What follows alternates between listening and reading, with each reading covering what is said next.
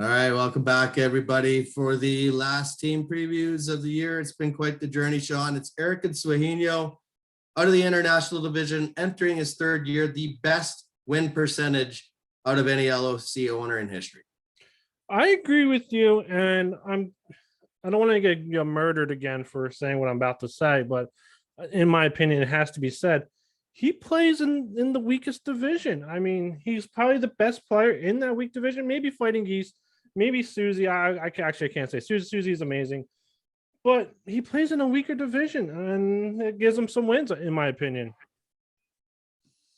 Yeah, I don't feel the same way, but we'll see as we progress. Yeah, we'll see how they go. I mean, just talking about the weaker division, they had the worst points for of all the divisions last year. He went 8-5, and he is 18-8, which is amazing in his own right, even playing in that weaker division. I still got to give him props. So yeah, going 18-8, it's still amazing. I mean, I was at 2 years, and you only play your division 8 times, so he's still definitely beating other teams. So he definitely has a great team. I can't complain. And yeah, I mean 6-9-2, you can't go wrong with that. Yeah, that's basically winning 7 out of every 10 games. That's one heck of a win percentage for sure. For sure. Looking at his team, he has Lamar Jackson and Tyson Hill, Henderson, James Robinson, Singletary, Hubbard. Looking at his wide receivers, Hopkins, Tyreek Hill, Curtis Samuel, Pringle. Tight ends is Akins, Sample, and Conklin. And then his IDPs, looking at them, I believe they're mediocre at best. Yeah, I mean, I like Hopkins and Hill. I mean, again, we talk about keeper quality as well versus getting all the picks. And Hopkins and Hill are tremendous keeper quality. And let's face it, for Swaghino, things went well for him in the offseason. I mean, James Robinson all of a sudden became relevant again when everybody thought he was nowhere. Jermaine Carter was named the starting middle linebacker for Carolina. So I mean, things have gone his way. And I mean, the other thing about Swaghino, it's all about Lamar Jackson. Have defenses figured him out? If they have, then yes, Swaghino won't do well. But if they haven't, Lamar's still going to put up his points. I agree with you. I mean, for a quarterback, I gave him 4 just because he has Lamar Jackson. And I updated my rankings for running backs. I gave him second place. I mean, you have Henderson, Robinson, and Singletary.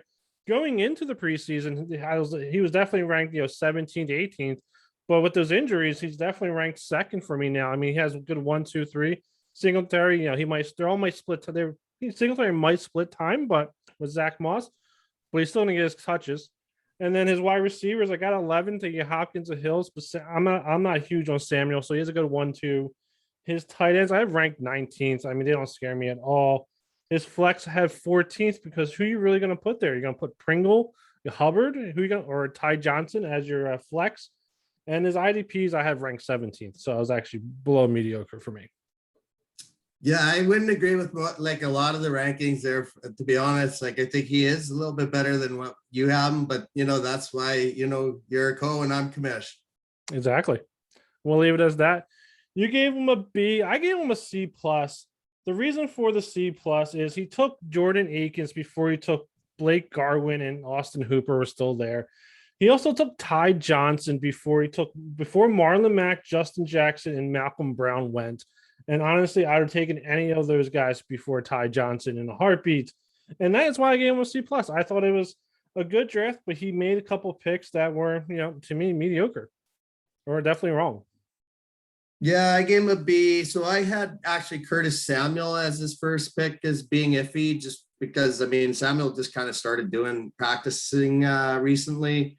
I think Singletary is going to help out at running back, so I like that pick. Chuba Hubbard, also, I like that pick because he's a potential breakout if C-Mac goes down.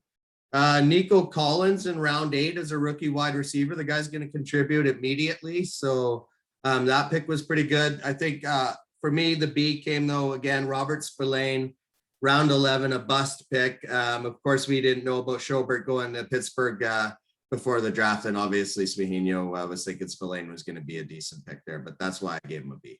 And that's why I didn't dig him on that one, just because of the same thing there. Looking at the projection, you guys going 7-6. I've going 3-10. I did have his projections done before Yeah, a couple of people got injured. That is why I have them lower.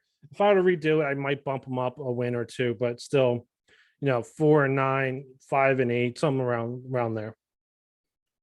Yeah, I got them starting out the year 3-5, and then ending out the year 4-1.